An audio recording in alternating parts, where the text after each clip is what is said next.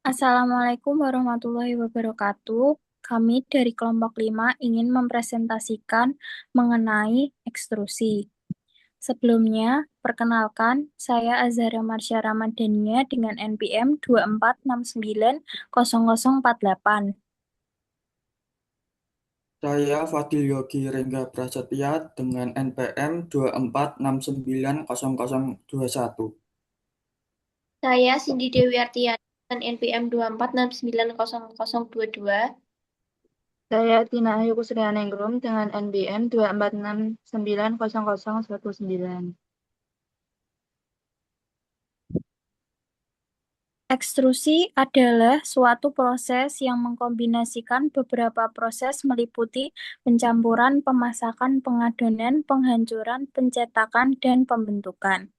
Tujuan dari ekstrusi yaitu untuk meningkatkan keragaman jenis produk pangan dalam berbagai bentuk, tekstur, warna, dan cita rasa. Ciri utama proses ekstrusi adalah sifatnya yang kontinu. Alat ekstruder dioperasikan dalam kondisi kesetimbangan dinamis, yaitu input setara dengan output dan bahan yang masuk setara dengan produk. Next. Prinsip kerja ekstrusi meliputi satu pencampuran. Bahan baku dicampur dengan homogen agar komposisinya merata sehingga hasil produk lebih konsisten.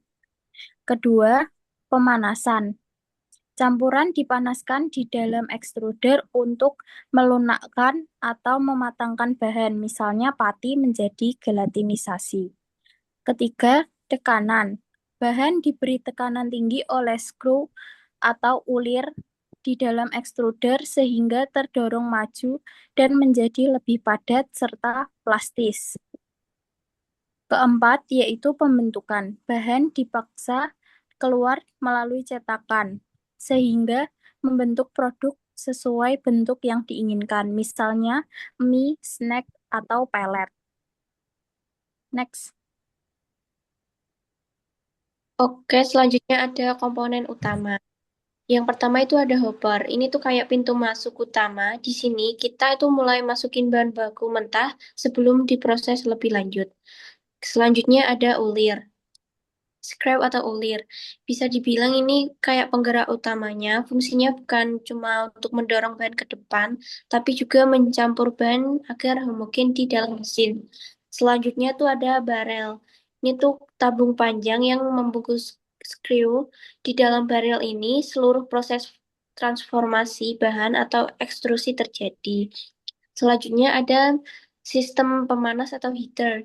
Tanpa panas, bahan baku tidak akan melunak. Komponen ini bertugas untuk memberikan suhu yang konsisten selama proses berlangsung. Selanjutnya ada die atau cetakan. Ini tuh tahap terakhir. Die berfungsi untuk membentuk produk sesuai profil yang diinginkan saat material keluar dari mesin extruder. Next.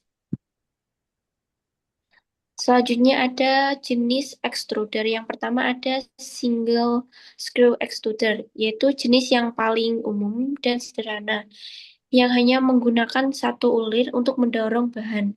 Selanjutnya ada twin screw extruder, menggunakan dua ulir yang berputar secara bersamaan. Keunggulannya adalah memiliki kemampuan pencampuran atau mixing yang jauh lebih efektif dan efisien. Selanjutnya ada cold extruder, proses ekstrusi yang dilakukan pada suhu rendah. Biasanya digunakan untuk bahan yang sensitif terhadap panas atau produk yang tidak memerlukan pematangan. Selanjutnya ada hot extruder.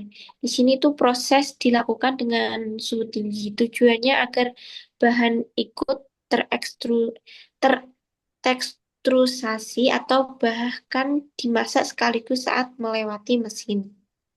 Next. Selanjutnya ada faktor yang mempengaruhi proses ekstrusi. Yang pertama yaitu suhu. Suhu dapat mempengaruhi proses pemasakan dan mempengaruhi tekstur produk. Yang kedua ada kadar air. Kadar air dapat memengaruhi kekentalan adonan dan pengembangan pada produk. Yang ketiga yaitu ada kecepatan screw.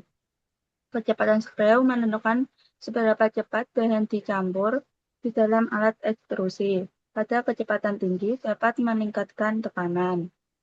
Selanjutnya ada tekanan.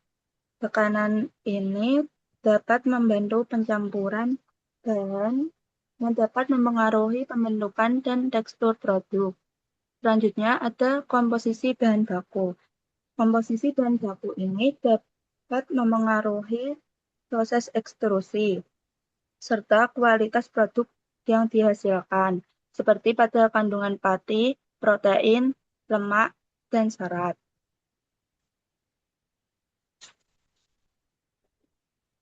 Selanjutnya ada kelebihan teknologi ekstrusi. Yang pertama yaitu proses cepat dan efisien, karena pencampuran pemasakan dan pembentukan produk terjadi dalam satu proses. Yang kedua ada bentuk dan tekstur yang beragam. Ekstrusi dapat menghasilkan berbagai bentuk dan tekstur yang beragam. Yang ketiga yaitu meningkatkan daya cerna bahan pangan. Terjadi pada suhu dan tekanan untuk mengubah struktur pati dan protein.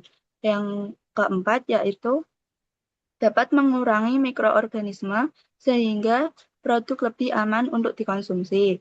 Yang kelima, proses ekstrusi berlangsung secara kontinu sehingga dapat menghasilkan produk yang seragam.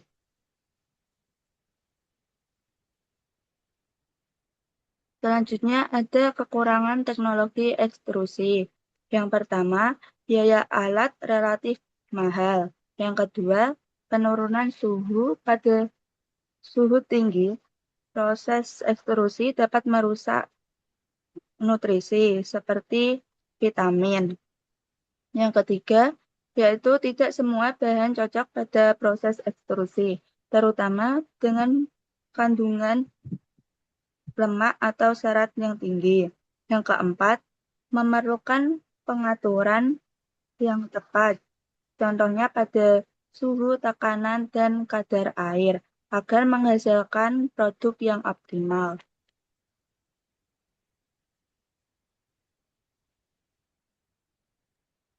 Contoh produk hasil dari ekstraksi. Yang pertama ada snack, pasta, sereal, dan keju.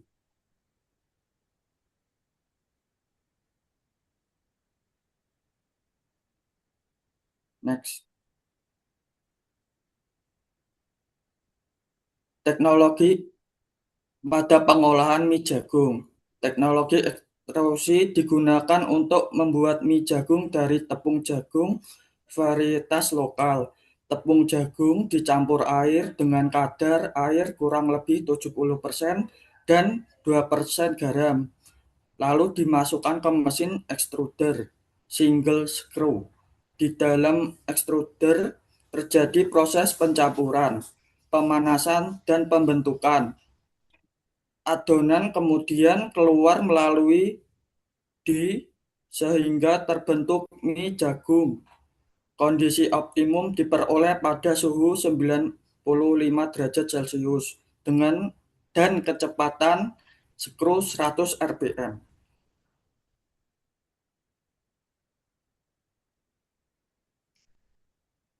Kesimpulan, teknologi ekstrusi merupakan metode pengolahan pangan yang menggabungkan proses pencampuran, pemasakan, dan pembentukan dalam satu proses yang berlangsung secara kontinu. Teknologi ini mampu menghasilkan produk dengan berbagai bentuk dan tekstur serta meningkatkan daya cerna dan keamanan pangan. Namun, penggunaannya memerlukan biaya alat yang tinggi dan kontrol proses yang tepat agar kualitas produk tetap optimal.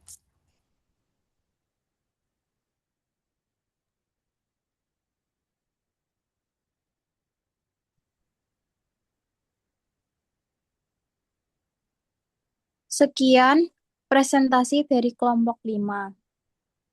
Mohon maaf jika ada kesalahan kata saat menyampaikan. Wassalamualaikum warahmatullahi wabarakatuh.